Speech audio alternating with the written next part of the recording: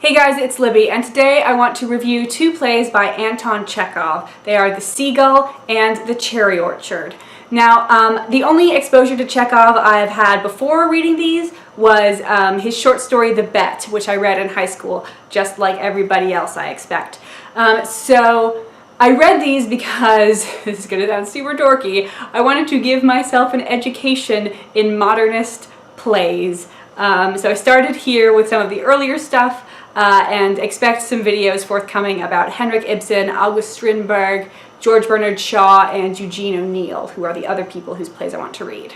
Chekhov is famous for writing 4 plays. He did write some other ones, but nobody cares about those. They were all written at the end of his career. The Seagull is the first one, The Cherry Orchard is the last one, and the ones in the middle are Uncle Vanya and The Three Sisters. And what Chekhov was doing, he was sort of following in the footsteps of Ibsen, who was writing in Norway in sort of the mid to late 19th century. Chekhov was writing in Russia in the late 19th, early 20th century. And so he was trying to bring naturalism to the stage. A lot of 19th century plays were very melodramatic and had very contrived plots, and that's not what Chekhov's doing at all. In fact, if he can, he avoids any sort of dramatic action happening on stage. In these plays, all of the marriages, all of the births, all of the suicide attempts, all of the challenging to duels, all of the significant, like, metaphorical symbols happen off stage, or even preferably during the intermission, in between the acts. So you pretty much just have people on stage talking and feeling their feelings. In fact, with The Seagull, unless I get down into all the really nitty-gritty particulars of each interaction, I can't really tell you what it's about. I mean, it's about art. Almost everybody in this play is an artist. You've got Arkadina, who is kind of our main character, although it's a fairly ensemble sort of a cast. She's a middle-aged woman, she's an actor, and she's kind of nostalgic for the old days of the theater because that is the sort of theater that she liked, and also perhaps she just sort of liked being young. You've got her brother Soren. He owns the estate where this play is taking place, and Arkadina has come to visit him. Arkadina brought her son Konstantin, who is a young playwright, and he wants to do something new with the theater. He wants to find different ways to express the truth and stuff. And so the beginning of the play is actually his production of like a very abstract symbolist play, which stars his girlfriend Nina. He's completely in love with Nina. Nina kind of admires Arkadina's boyfriend Trigorin, who is a famous writer, but even though he's more successful than all of the other artistic characters, he's dissatisfied because he feels like he hasn't really lived his life. He's always been an observer, watching things happen. And then you have 2 other characters who are fairly important, Masha and Medvedenko. Come on, Russian, be easier to pronounce. Actually, the way you pronounce it in actual Russian is Medvedenko, but I'm not doing that, so Medvedenko it is. Masha is in love with Konstantin, and Medvedenko is in love with Masha, but he is poor, and so he like follows her around, and he's like, I love you, but I know you'll never marry me, so whatevs. And there isn't what you would conventionally call a plot, and by that I mean there isn't a contrivance. Like, there is an arc for the characters, and there is a beginning, middle, and end, like situations change throughout the play, but there isn't like people trying to do a thing and then succeeding or failing, which is how stories are normally constructed. It's pretty much just people talking about their feelings and their like romantic longings. Although actually, despite all of the people who are in love with other people, there's not a lot of like traditional love scenes. There's like There's like no traditional love scenes where people say I love you. The one sort of big romantic confession happens when one character has already left the stage and left a message for the other character, and then he sort of wanders off into the corner of the stage while other people are talking and sort of figures it out. And what I think is really interesting about this play is that its subtitle is a comedy in 4 acts. Chekhov wanted this to be funny, and not the first production, but the most famous production put on of The Seagull is by Konstantin Stanislavski, who is a famous Russian actor and director. You probably know him from the Stanislavski technique. I don't actually know what that is, but my actor friends talk about it.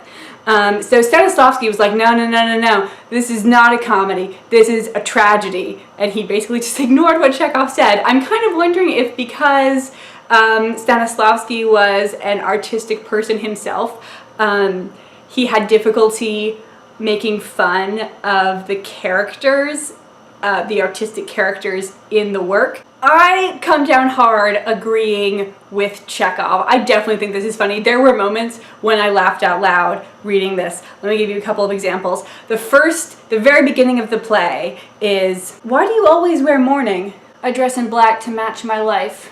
I am unhappy." Later on, Constantine laments, "Oh, if only you could know what it is to have lost everything under heaven. She does not love me. I shall never be able to write. Every hope has deserted me."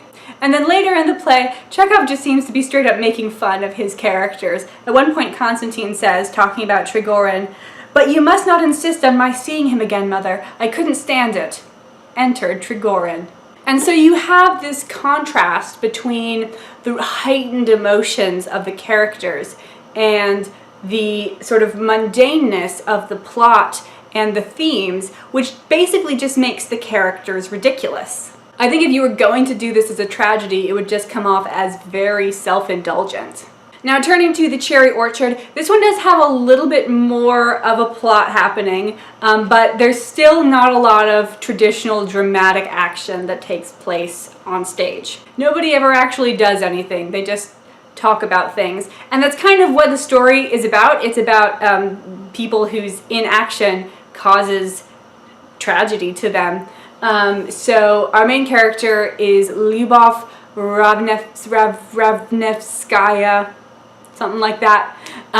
She has been living in Paris for a while, but she has come back to visit her family home where her brother Gayev has been living. Her adopted daughter Varia has also been living there, and her actual daughter Anya. There are definitely similarities between the characters in Cherry Orchard and the characters in Seagull. Arkadina is very much Lyubov, Soren is Gayev, Masha is Varia, Konstantin is Trofimov, who I haven't mentioned yet, Nina is Anya. So Lyubov Ravnevskaya and her brother Gayev are like terrible at being adults, and they are massively in debt, and their house is going to be like taken away from them. And these other people around them are sort of trying to tell them, like, sell your house now while you still can so that you'll have something to live on.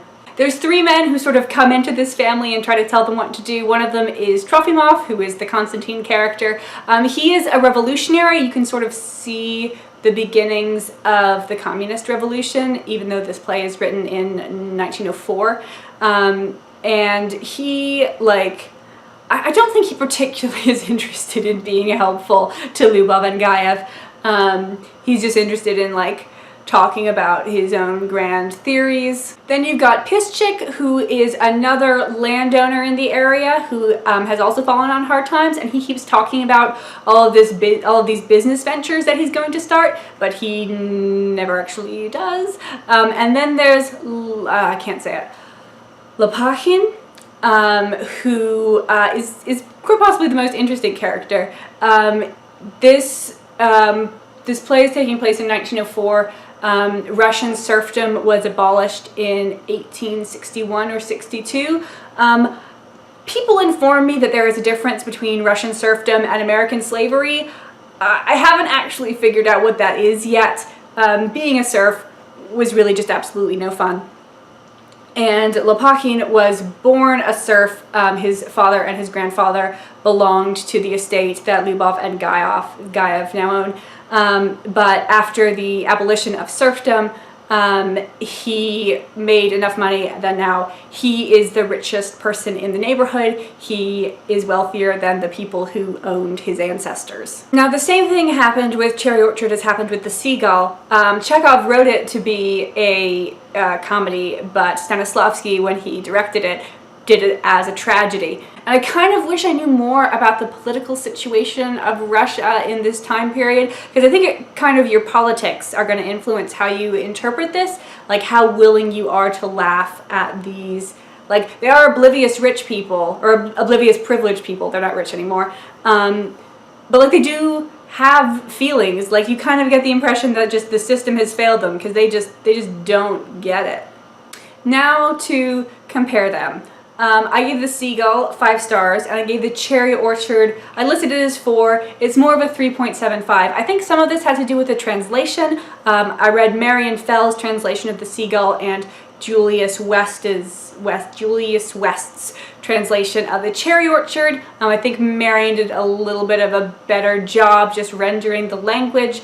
For example, Varya in the West translation of Cherry Orchard calls Lyubov little mother, which is like a really awkward phrase in English, and I'm sure it makes sense in Russian, which has all these diminutives. I'm sure she's like mamechka or whatever it is, but like that just doesn't really work in English. That's what stuck out to me because of how awkward it was, but I'm sure that there were other changes that if I could read Russian and read the original, I'd be like, that's a little too much of a direct rendering to sound nice in English. But that part is not Chekhov's fault. I find the Seagull to be more universal. It's a story that you could kind of set anytime, any place, because it's just about the difficulty of being an artist, which is a fairly universal story. Whereas the Cherry Orchard is really about a specific political climate which does not exist anymore. So I found it easier to relate to the Seagull as opposed to the Cherry Orchard. Also, in the Seagull, I was kind of able to cling to the character of Medvedenko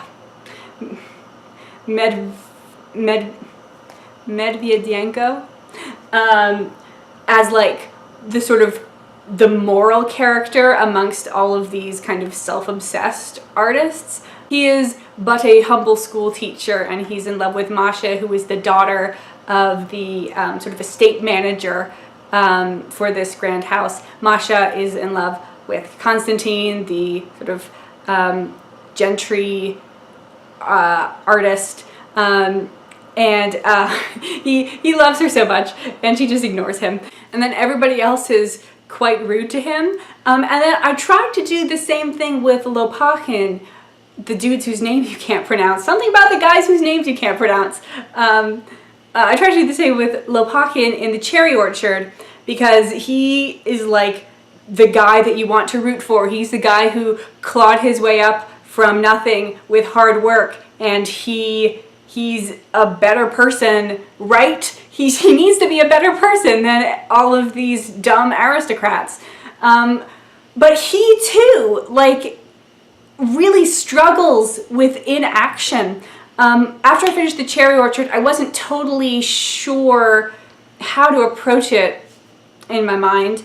So I watched a lecture given by let me find her name, Dr. Belinda Jack. I'll leave a link to the video of her lecture down below, where she talked about how she actually compared the Cherry Orchard to the show Arrested Development, which now I'm just like, wait, was Arrested Development expressly supposed to be an adaptation of Cherry Orchard? Because it's really perfect. Even like the matriarch's name, Lyubov, Lucille, I think I'm onto something here. She talked about how all of the main male characters are still children. Gaev is obsessed with billiards, which is like a game, and like, you are a grown man, stop being obsessed with this game. And she's also obsessed with like candy. He talks about candy the whole play, candy. Trofimov is 27 years old, but he's still what they call a student of the second class, which from context I assume means he's still an undergraduate student, even though he's kind of too old for that now. And Lopakhin, like, there's this girl that he's kind of in love with, and he knows that she's kind of in love with him, and everybody wants him to marry. And there's like a scene where he says, "I'm gonna propose to her," and then he gets her alone and he's just like, no, and he just never does it. He doesn't even, you don't even see the active decision where he says, nope, I can't do this for this reason. He just sort of doesn't. So I don't mind being distanced from characters, but it's a little bit hard to enjoy a play when you're distanced from every character and you can't really find your anchor in the story and the ethics that the play is dealing with. So even though I didn't completely love Cherry Orchard, it was still interesting, and I'm really glad that I read both of these plays. I also think that The Seagull is a really good place to start if you, like me, want to give yourself an education in modernist drama, because it is about the production of theater and fiction. If you guys have read either of these plays and want to talk to me about them, let's do so in the comments. Tag spoilers, of course. And if you have seen a production of either of these, let me know if they did it as a comedy or as a tragedy and how you think that worked. Thanks very much for watching, guys. I'll see you later.